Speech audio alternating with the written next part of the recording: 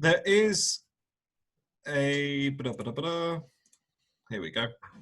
So some of you may know or use TESS already, which is the Times Education Supplement Teaching Resources.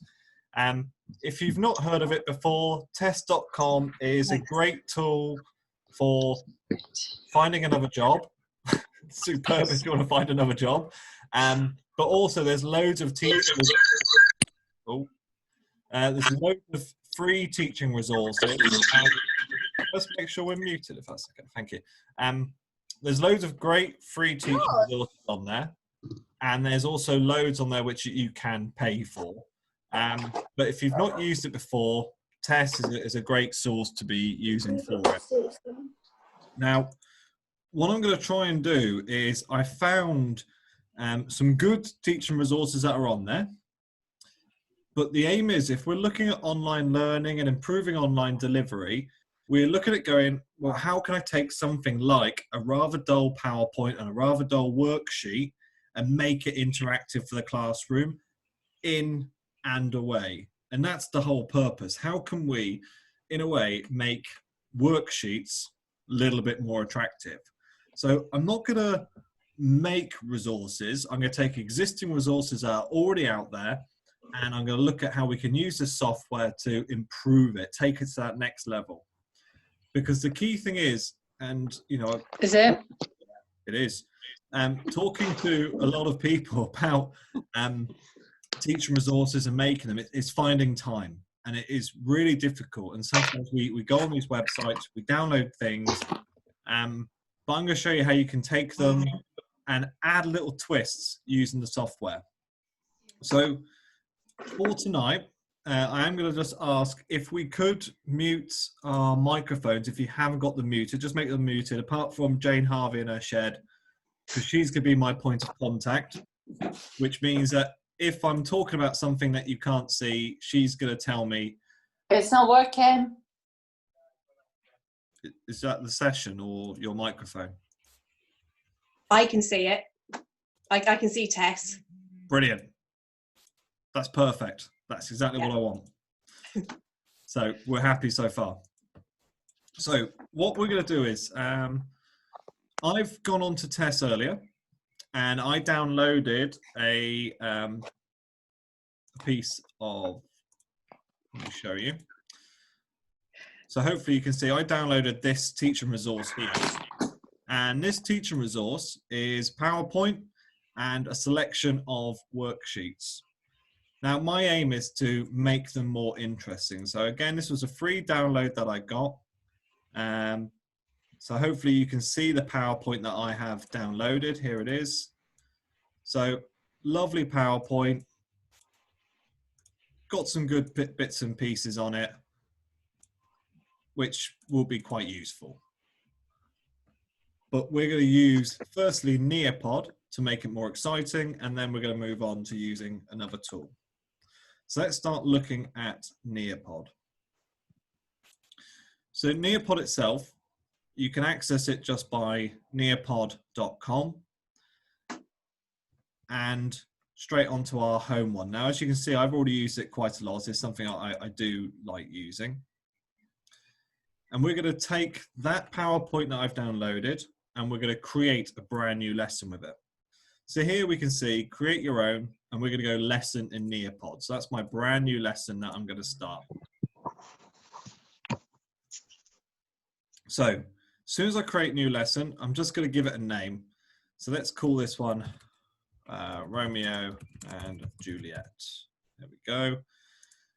You don't have to give it grades if you don't want to. They just like that sort of thing. So I've given it a name. Now all I'm going to do is I can upload the file straight from my computer. So I'm going to select upload, go to desktop where I saved it. There it is. And I've selected that PowerPoint. Now you can just drag and drop, but what I've done now is I've selected this PowerPoint, and right now it's just processing, which means it's going to take that PowerPoint and it's going to put it into Nearpod for me. So what this will mean is that I can now start to add my interactive features around it, which is one of the kind of good things about it. So it should be there. The intention is, if we look at the worksheets while that's loading, there it is, fantastic, is to take the worksheets that come with it and put them in as separate activities. Now with this on Nearpod, it still runs like a PowerPoint. But if we look at this first activity here, if I just double click, I'll make this a bit larger for us to have a look at. What they've got here for the first activity is a choose the words from the list and fill in the blanks. That's lovely. Now, if we exit this, so yeah, we'll just exit it. My intention is to, firstly, now let's add an activity that does exactly the same thing. So I'm going to go add slide, and I'm going to go add activity. And you've got quite a few options here of what I can play with. And I want to go fill in the blanks. So it has a fill in the blank activity. Now I can either type that text in or I can paste it. And what I'm going to do is I'm just going to paste in the text straight from what I have on the PowerPoint. So I'm just going to copy and paste it off the existing PowerPoint on my computer. And I'm going to paste it into this section here. Now on the worksheet, they've got the kind of bits in there which are left blank, but I'm going to add them in. So what I'll do is I'm just going to type in the sections to fill it in. So I've taken this straight off Tess, and this is where I have to try and remember my knowledge of Romeo and Juliet. Blimey. And spelling. Which lad? I think it's that lad.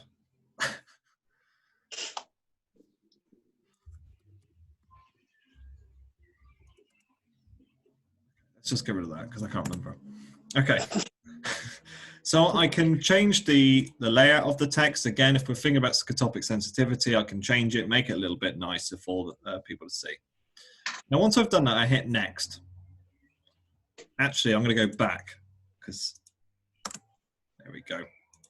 Now all I do is I click on the words that I want to be my kind of fill in the gaps. There we go. And I hit done. Now what that has done for the activity is it's taken that very quite boring worksheet and it has turned it into this fill in the blanks activity. And then all I do is hold down the left-hand button, I drag it to where I want it to go. And I can now get rid of that slide that came from that original activity. So if I preview it, this is what the students will see when they come on the screen. So they'll go through the slides and they'll do this as an individual. So then all they'll do is they'll come along and they'll drag and drop the sections on there. And once they do that, lovely, and hit done. And it will tell them straight away how many marks they've got. Now, the great thing with using something like Nearpod is that, as I'll show you at the end, is that you get that individual score. So I can see how each learner has done with that activity. I kind of see in the progress as they go through. I can get rid of the other slide there, which had the scores. And that's one of the kind of nice things straight away. So I've taken what could be quite a boring activity and just added a little bit of fun, a little bit of gamification to this activity. So using what's already out there and playing around with it. Let's look at the next activity that they have on their slide. So let's go back to the original presentation I downloaded. And they've got here this quote, this little passage. And they've put the question there. There's two questions. So let's think, how can I make this interactive for them? And one of the great ways to do it is maybe just a Q&A. So I'm going to go back to my Nearpod. I'm going to add a slide and I'm going to add an activity. And I'm going to have it as, let's do it as an open-ended question.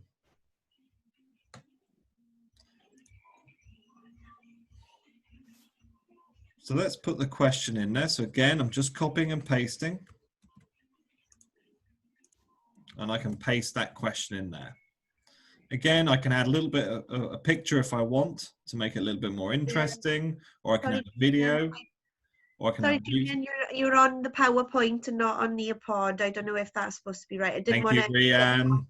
Rianne. Sorry. You're on fire. I hadn't noticed, sorry. Let's go.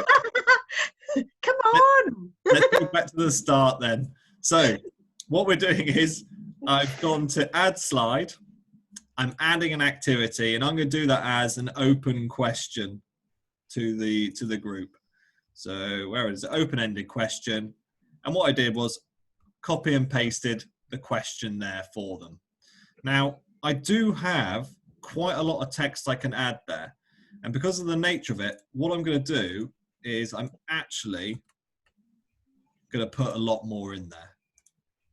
So I'm going to put the whole bit in there for them because it is quite difficult. There is a lot there. Now, with Nearpod, with the new one they've started to add now, which is quite good. I think someone asked about this a while ago. You can now actually get the students to give audio feedback. You can also add audio instructions. So if you want to, you know, something like that's quite a large amount of text. If you want to record yourself using a dictaphone or your computer and the microphone on it, you can then add your text on top of it. So you can actually read this to them. So you can do that.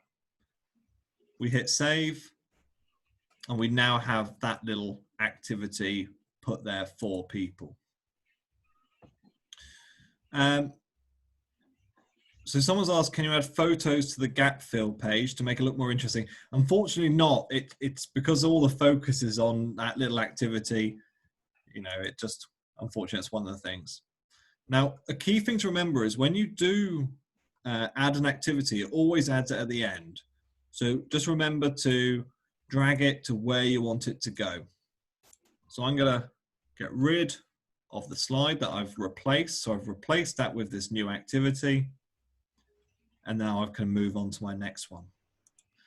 Now, the next activity that they've put on here, again off this test one, is it's a pairing quote. So they've got quotes from the script, from the play, and they're looking for matching. If I show you what this looks like here, let's go back to my file. I'll just show you my screen so you can see what I see. So hopefully you can see the Word document. Rianne, just nod. Yeah? Yeah, all right. There we go. Because the shared is just not doing anything. Jane, what's going on? You know, you let the side down. I did say yes then, sorry. Okay, so this one here, you can see how they've got these little quotes. So these are the quotes, the definitions. And then on the other worksheet they had the actual quote from the kind of the film or the play, sorry. Now, the thing I absolutely detest, again, when I used to work in a school, was the amount of paper we wasted and the amount of printing and how much time I spent cutting. And, you know, people love laminating, but I despise the laminator. I'm really sorry. I've got many problems with laminators and photocopiers. They always break. So having this, if I was to download this and do this as a lesson, I've got 1, 2, 3, 4, I've got so much paper there. But what we can do again with Nearpod is I can take this activity and I'm going to create a matching game. Because I can create a matching game on my Nearpod screen. So hopefully you can still see Nearpod, Jane? Yes, yeah, see Nearpod, yeah. I can add slide and I can add activity. So let's go to add activity, and I've got matching pairs. Now, when I first saw this idea of matching pairs, I thought this is like a childish game, like playing Happy Families, but I can put anything in here. So I can say match the quote with the definition or understanding. And I'm going to add a pair. So I can put pictures in. So maybe I'll put the character or anything, or I can put text. So I'm going to put the text in here. So I'm going to take the quote. I can paste an entire quote in there, and I can put the definition in there later on. And I can add bits and pieces, and I can keep adding pairs and going through for this activity. The great thing is it means then the students are working. Again, this is an individual activity for them, but I've taken this worksheet task and made it game-based. I've kind of gamified that learning, and I can save that and I can play with that. It does have math symbols as well.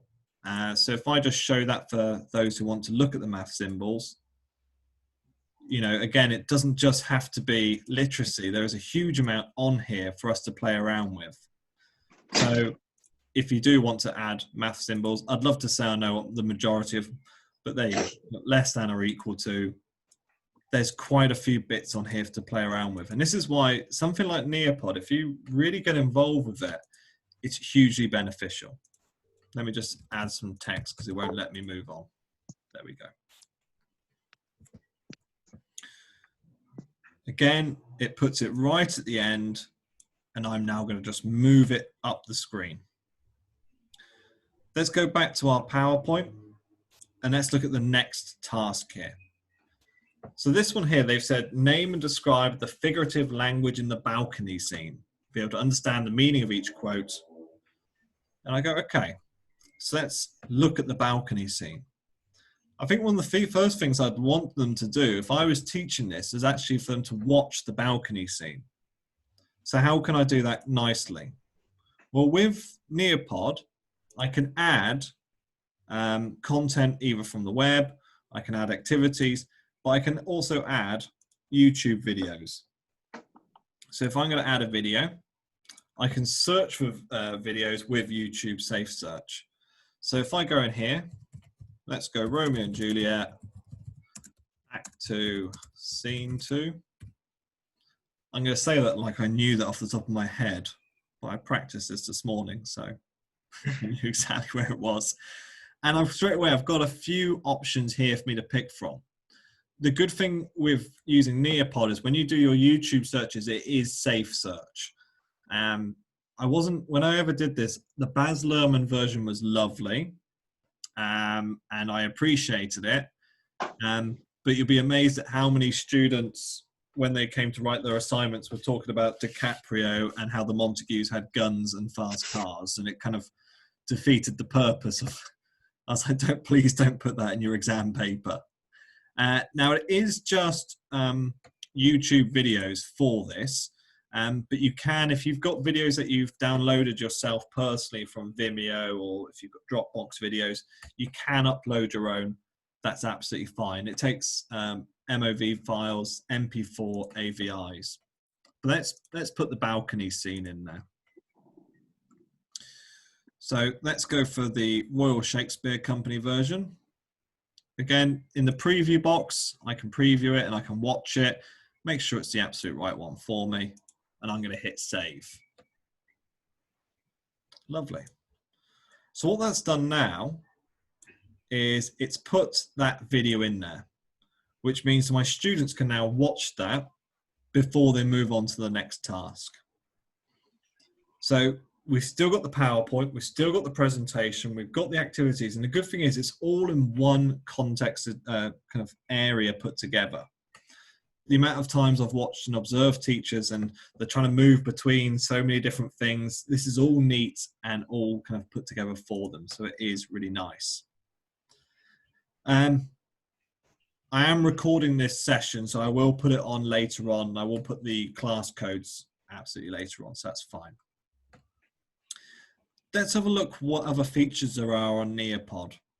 So let's go add slide, and I'm going to add some further content.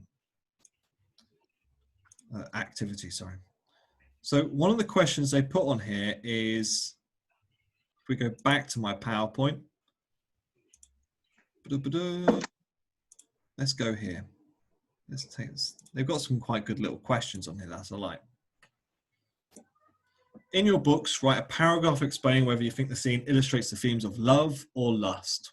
Lovely. So let's copy that. I've stolen that activity.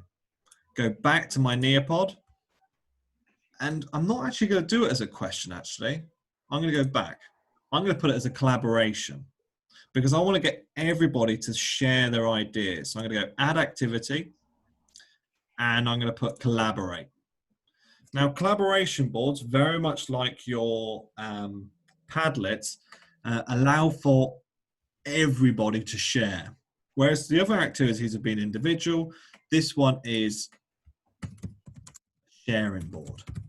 So love or lust, let's put that in there. Now you've got a 300 character limit, and that does it very nicely. I can put a little picture in there if I want to. So let's put like a lovely little picture. Search for that one. That looks a lovely picture. There we go. And we'll save. Now, that collaboration board allows them to look at other people's ideas and kind of look at where they're going from it. And they can just share smaller pieces.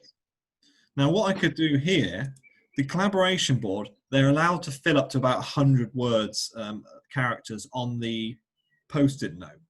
So I may want to go add slide, and I'm then going to go add activity, and I'm going to go open-ended question. And I'm going to put the same thing, because on here, when I share it to the learners, they've now got 900 words to write about. So that first activity allows them to look at the individual, share each other's ideas. But now the second one allows them to give a larger kind of understanding of the topic. And that's one of the nice things about it. Mrs. Hughes, we're videoing this to show you a new skill We we've learned. are. Now, with regards to someone else, can I just ask if we say we mute our microphones? Mute, yeah. I know who you are. Thank you.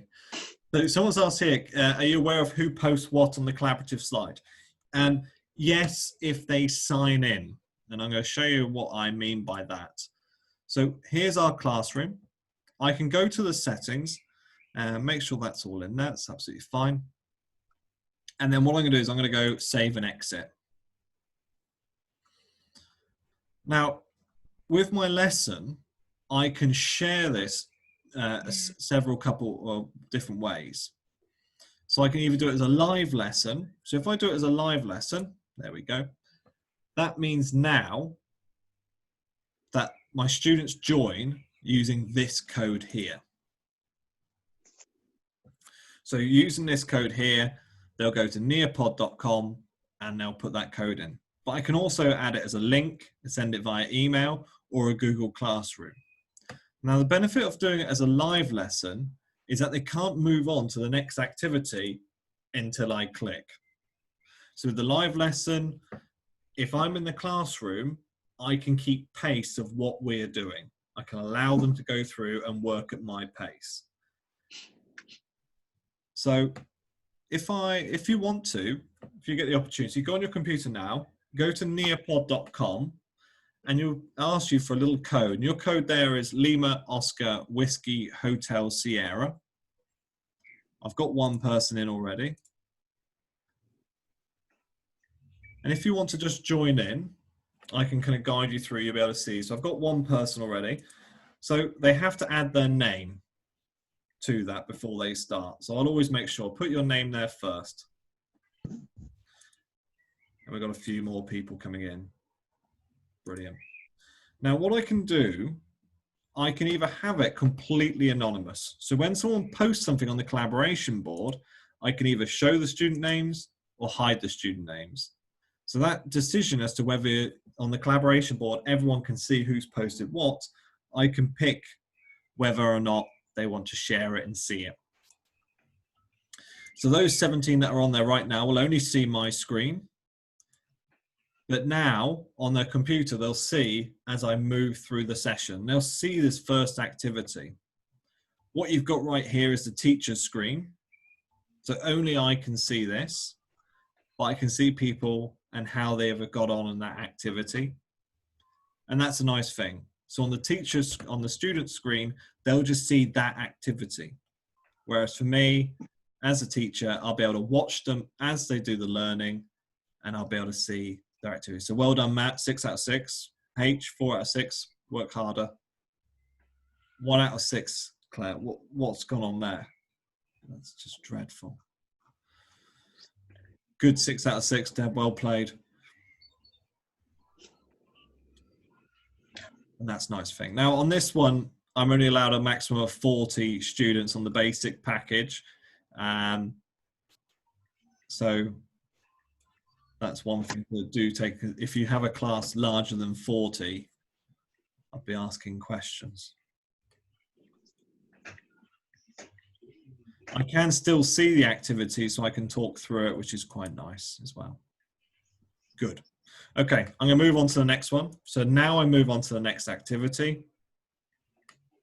And I can see people's answers. If I want to, I can hide the names, but I can still see them at the end. And I can flick through. So we have created very quickly that activity from a PowerPoint to an interactive learning. Now, with the video, the nice thing I like about this, some students want to pause the video as they go through, or they may want to have headphones on and watch it in their own place. I can either have it where all devices can have the video playing, or just this device only. So I do have that option there. I'm going to have this device only. So especially if I'm in the classroom. There we go. Lovely. No more. That's enough of that.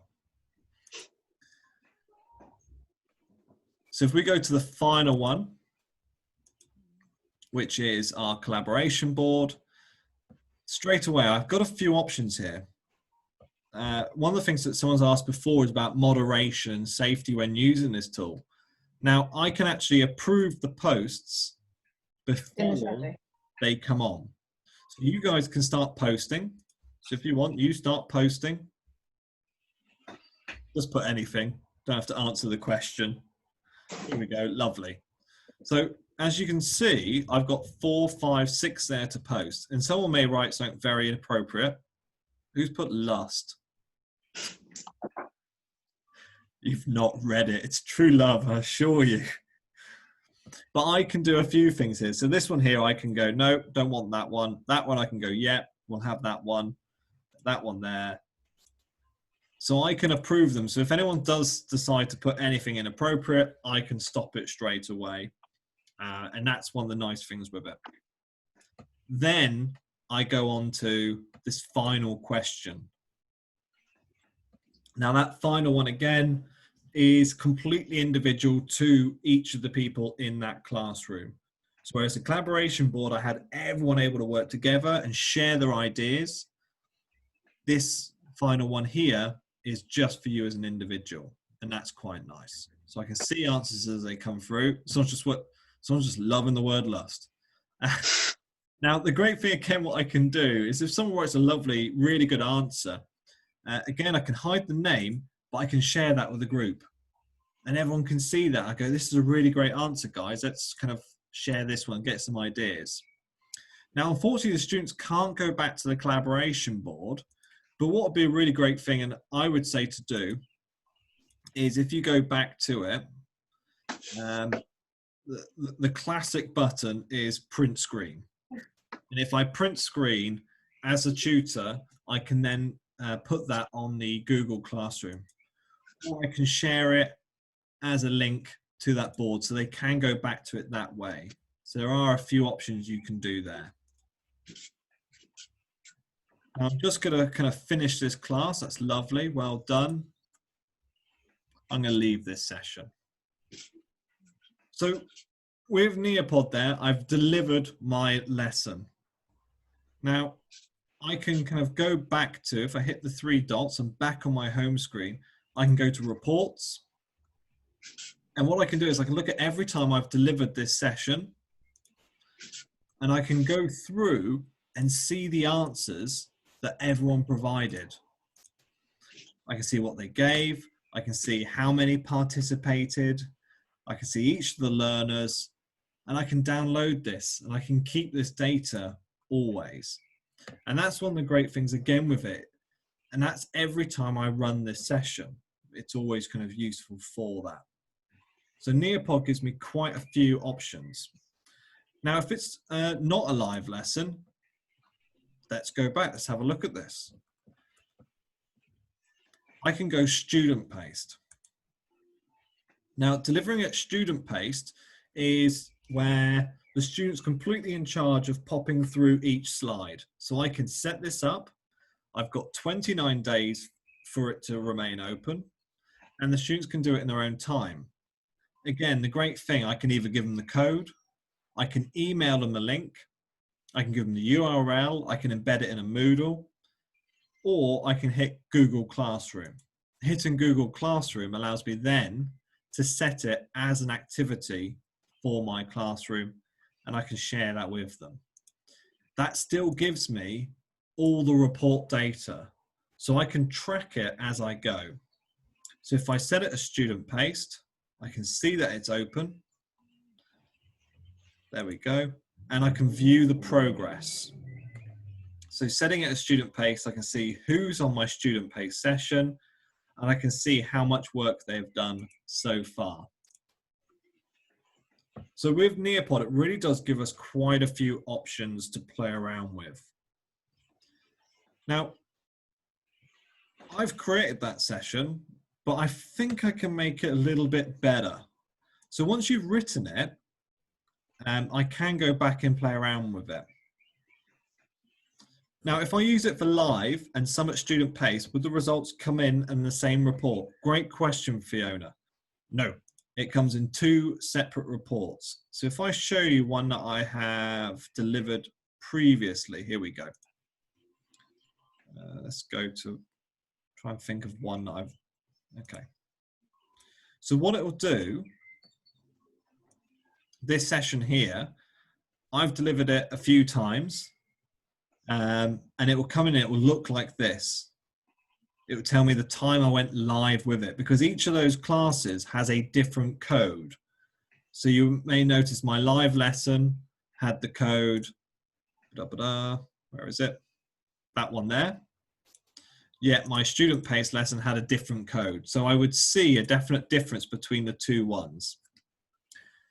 Now, you can't download the activity for it to work offline. That's the kind of, if we're looking at the negative elements of it, it is an online only tool. Will it always be available on Classroom? It's live for 29 days. So later on in the year, but the good thing is what you can do is once you've created it, so let's go to one I did a while ago. I can keep that data that they completed in the session. So here's one I did a while ago.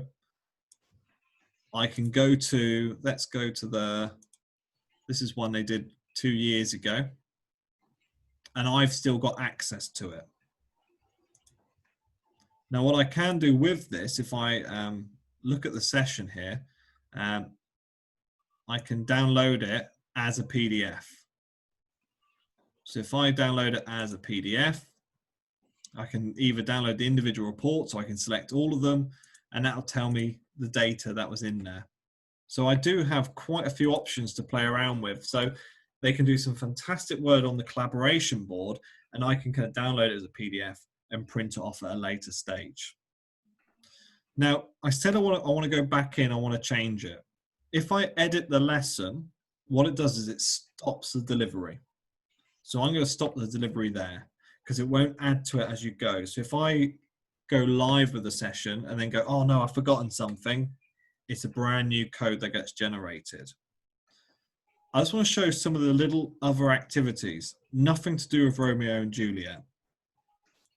Because one of the things I really like with Nearpod, and what I think is useful for a lot of people, we've got here, especially from the science background guys and the math teachers that we have here, they have quite a few interactive simulations which are really good to play around with. This is from, I can't remember it's a American university. So they have these sort of games that you can put into your sessions. So this is one I'd like to say I was doing research, but I wasn't. I was just playing around. So what we're going to do here, I can play around with just different. I'm going to put them, there we go. So this activity is showing me about kind of energy and the basics of energy, if there's lots of friction, if there's no friction, and I can play around. There's loads of little things that they've added into it. And again, I can then add another activity saying, what happened? What did you do in that experiment? So for those math teachers who want to add something that's going to be kind of useful for them to play around with, yeah. And this is all free. So this is there free. Other content, I love the Nearpod 3D. I think it's something that, again, that is really interesting. Thank you, Matthew. FET is Boulder, Colorado. Brilliant. The 3D imaging, especially if we're looking at something such as the full body. I remember a fair few years ago, I looked at trying to buy a skeleton model. And though anyone here who's tried buying a skeleton model for a school, how expensive are they? I remember, and I spent a fortune. It arrived, it was tiny, it was rubbish. I got all I kind of spinal tapped myself. It was awful. So with Nearpod 3D, there's quite a few bits and pieces on here they can play with.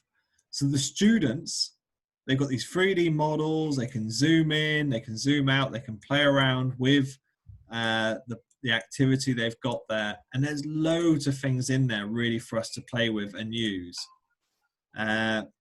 So if we add, let's add another one that we have here. Let's go have a Nearpod 3D. We've got a carbon nanotube, whatever that is. A lipid molecule, of course, my favorite of the molecules. There's loads of bits and pieces for them to play around with. And I think with something like Nearpod, you can take what is a very good PowerPoint. It's lovely, it's got some lovely worksheets, but we're able to make it a little bit more attractive, a little bit more fun, and really kind of get a bit more from our students, which is why I really like it as a piece of software.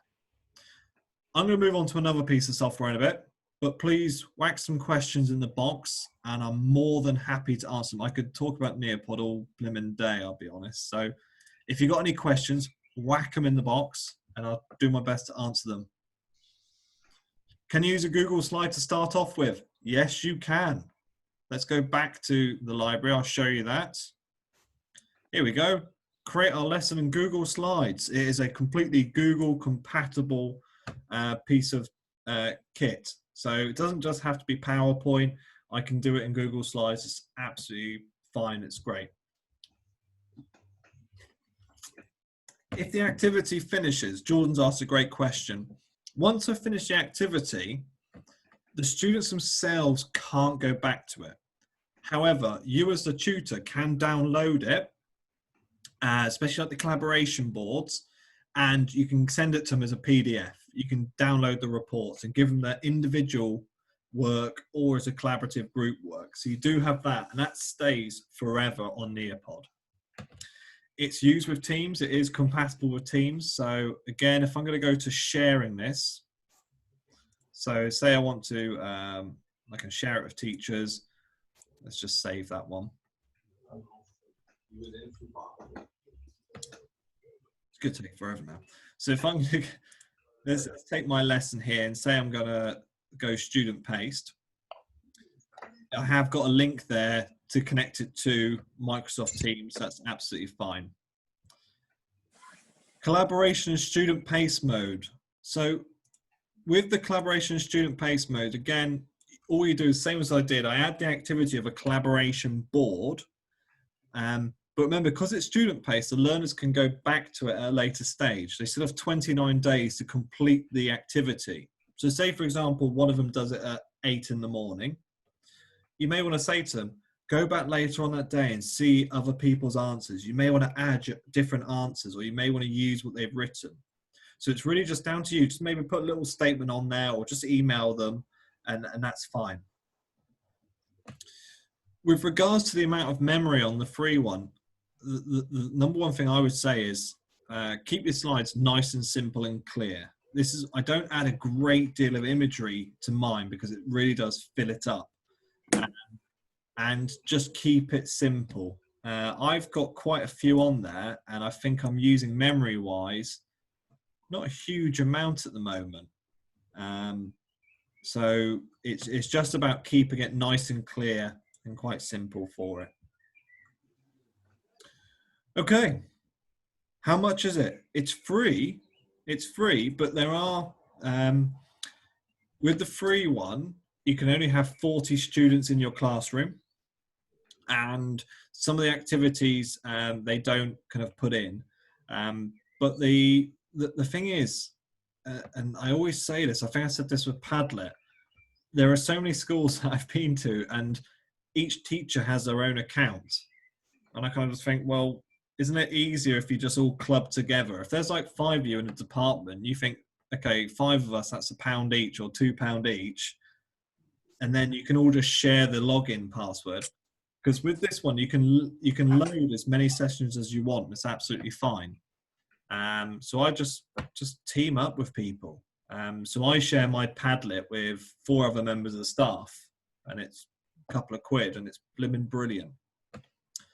So that's Nearpod. Let's look at something different. Let's look at Dylan Thomas. Let's look at poetry. So, exactly, Julie. So with one of the things I do when I go out a lot of the time and I see classes, and one of the things I remember from when I was at school was I used to get excited when the teacher wheeled in the TV with the strap over it on the big table. It'd be like, yes, you know, and the old VHSs. And I used to get excited because it meant I could sleep. It meant I could go, sweet, I could just sit at the back of the room and just chill out for half an hour. And I think my teacher probably felt the same way as well. And I go out and I see a lot of people using great YouTube videos. Yeah. And what they do is they put the YouTube video on, they just press play, and that's it. And we got to go, well, how much is the learning there? How much do they really get involved with that learning? Now, at the university, we use a piece of software called ClickView. And on ClickView, I can take a video and I can add questions along the way. And the students, as they watch the video, answer the questions. Now, the cost of that is extortionate. And like I said, I wanted to find a way of getting that free. And I did. And we're going to look at a piece of software, which is called, when I can move it, there we go, Vizia. Now, Vizia.co, we'll go back to it, there we go, Vizia, is a piece of software in which I can take a YouTube video and I can add little activities and games to that YouTube video. And it is just, it's great fun. And it's completely free, which I love. So I'm going to go onto Vizia and I'm going to go to new video. No, that one there. I didn't name that one.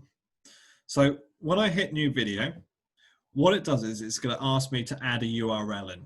It's going to add that web address.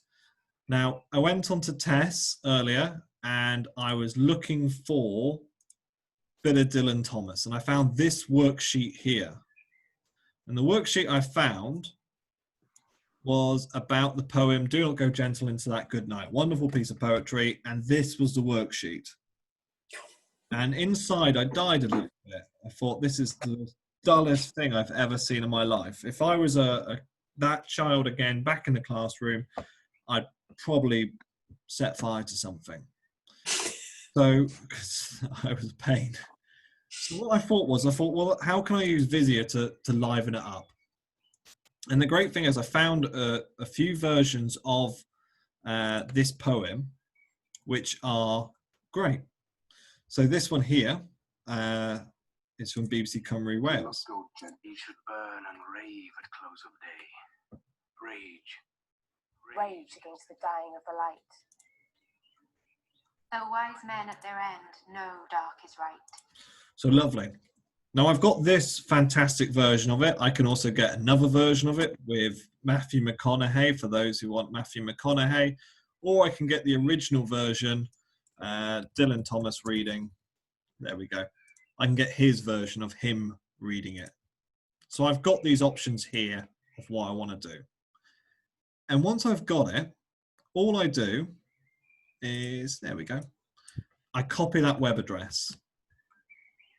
So you can just go copy. And then I paste into Vizia. Now what this does is it adds my video into this activity. And it's lovely. So I can play it. Do not go gentle. There we go. Now along the bottom, it has the timeline with the seconds. And the great thing I can do here is I can click at a certain time. So say, for example, let's Fall into that good night. Old age, The wise men at their end, because thy words have They do not that good night. good men. The last wave by, crying how bright their frail deeds Might have danced in the Okay, lovely. So what I can do there is I can then let's hit quiz. And I can put in there a quiz question for them. You know, what does this statement mean? Blah, blah, blah. And I can put a range of different answers in there. I can then select which one is correct and then hit save. I can also add, and sang the sun in lovely, let's put a poll in there. So again, we looked at polling tools last week. I can add a poll there. I can add for a larger text response. So if I want to have a large question in there, I can put that in there for them. And what I can also do with this, which I quite like, is I can have what's called a call to action. Now, call to action means that I can, you know, I may want to connect this to a Padlet or a Nearpod or another tool. So say, for example, how does the poem make you feel? So what I'm going to do now is I'm going to go to Padlet. I'm going to create my Padlet. There we go. This is my Padlet account. Lovely. And I'm going to take my web address from my Padlet, go back to my Vizia, and I'm going to put in my Padlet code. What this means is that once they've watched the video, this little button is going to come up. They click that, it will take them straight to another tool. So maybe I have a video and then I want them to do a collaboration task. It will ping to that. I can also have it as, let's put another call to action in. And maybe I want them to then read another poem. So again, I copy the URL and I put them in. So this is Charlotte Gilman.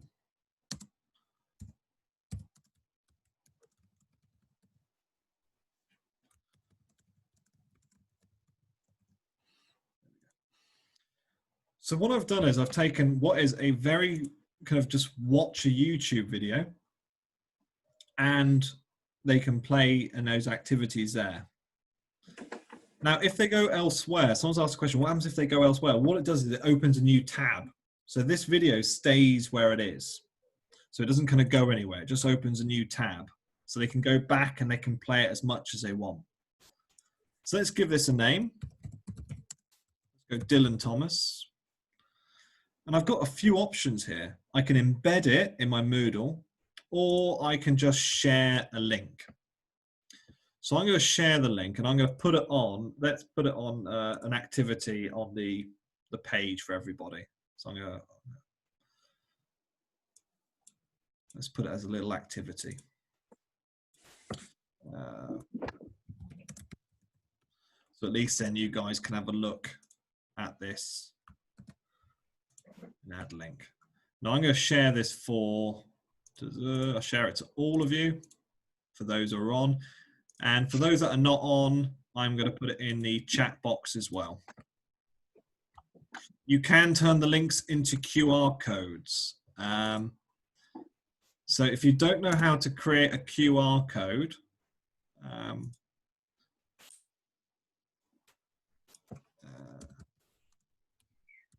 again, all you do is there's a qrcodegenerator.com. and I just put my web address in there, and that creates my QR code there, which I can then download. I'll make sure all the web addresses for tonight are actually shared, so that's fine. But yeah, QR-code. So now you should have, there's the link for Vizia, and you should have the link on your page. So if you do get the chance, have a quick look at it now, and I'll show you where we go from there.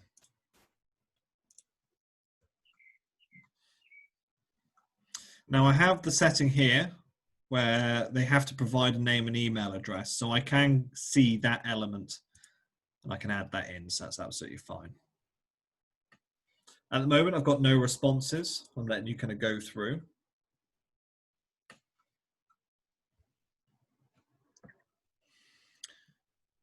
For those that are looking for let me just assign that. Sorry, I've not assigned it. That's why no one's on it. I wondered why I couldn't find it. Like, hopefully you can see my screen, how many things pop up at the same time. It does get a bit crazy. It's there now. Brilliant, fantastic. So you should be able to click on that and just have a go at playing around with it. And I'll kind of show you how that looks. So I've got one response already. Fantastic. And the thing with this is it stays open constantly. So it doesn't close, it doesn't hide away or anything like that at all. So once you've set it live, students can go back as much as they want to that link. So that's absolutely fine there. So all I do is I just refresh and that will tell me how many responses. Now, what I can do, once I've got that, I hit download CSV and this will create for me, there we go, my results. It will tell me the name of the person, when they were on it, the answers they provided, what they did. It's absolutely fine. If you're not part of the Google Classroom code, I'll just give you a code. You can join a group. So have this class here. Remember, it's got to be a separate Gmail account, not a school Gmail account. So it has to be a private one for that.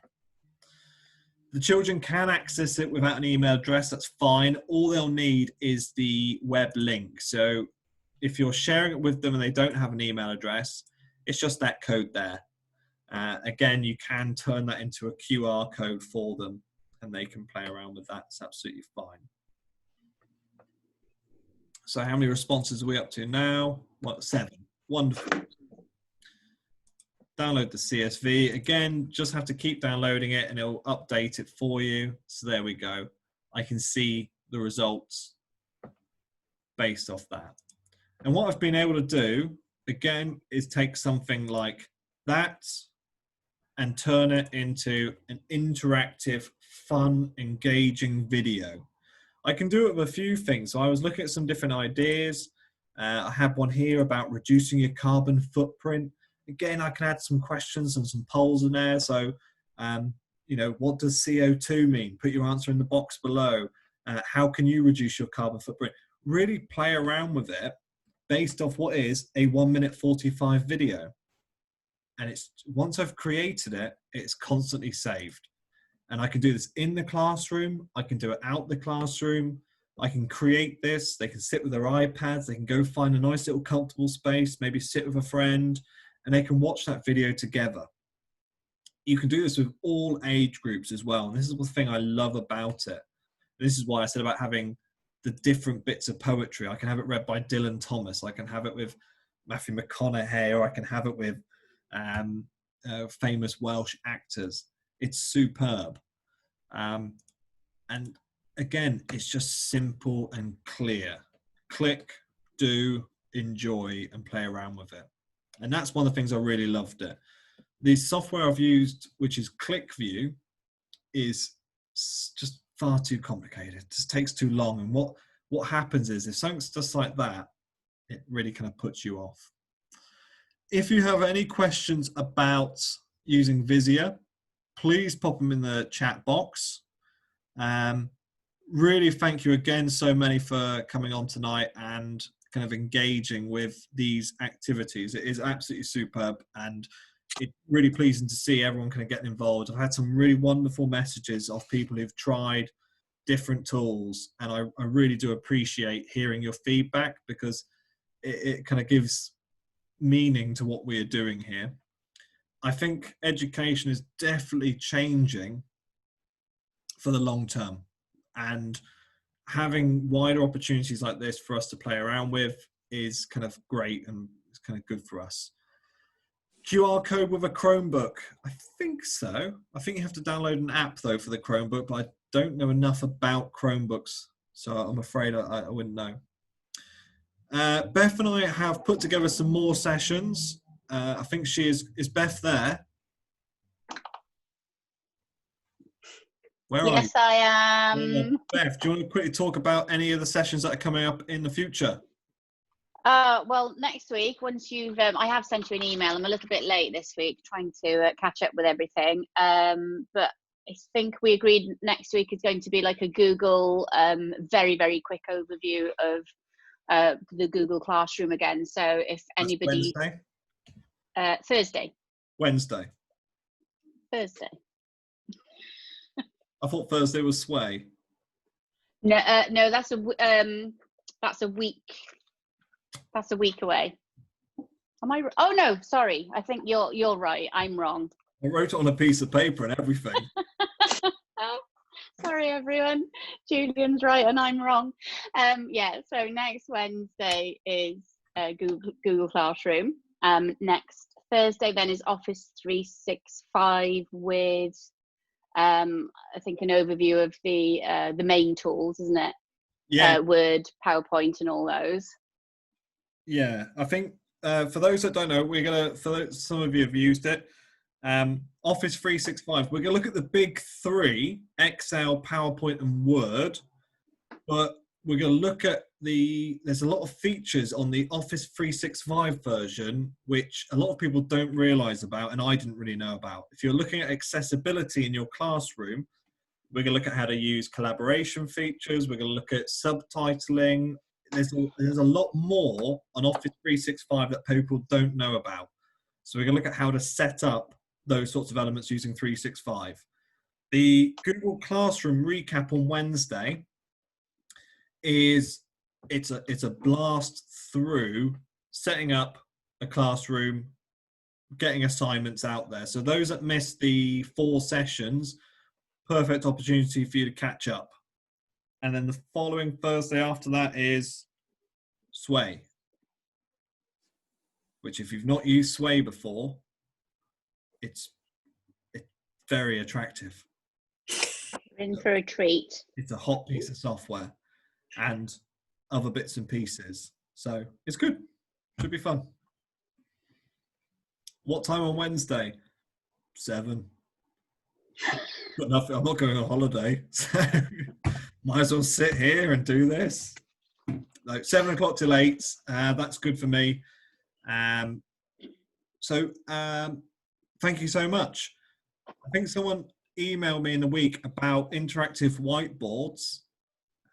So if anyone wanted to, I'm just going to chat for about the next 10-15 minutes on interactive whiteboards. I'm not following a script. I'm not doing it very professionally. If you want to learn about interactive whiteboards, just stay where you are. If not, have a lovely evening. Thank you. If you're going to talk interactive whiteboards, Julian, I think I'm going to go. It was a very long time ago since I was in the classroom. So if will you have a look at my email and let me know tomorrow if what I've sent you earlier is fine, and if it is, I'll get next week's Google Classroom overview. Brilliant. Sorry, I've been dreadful. Emails of we're collating all of the end of year marks, and I have to look at another spreadsheet again. I'm going to set fire to something probably. So Maybe that's some more training you could do. You could do a collaborative session where everybody helps you with your spreadsheet. I wouldn't put them through that hell. It's vile. It's vile. Okay, well, I'm going to go then. So good night, and I'll see you next week then. Wonderful. Thank you so much, Beth. Okay, take care. Bye. interactive whiteboards. I'm coming, but someone emailed me about them, and they said interactive whiteboards. So I just thought I'd quickly just showcase a few bits and pieces.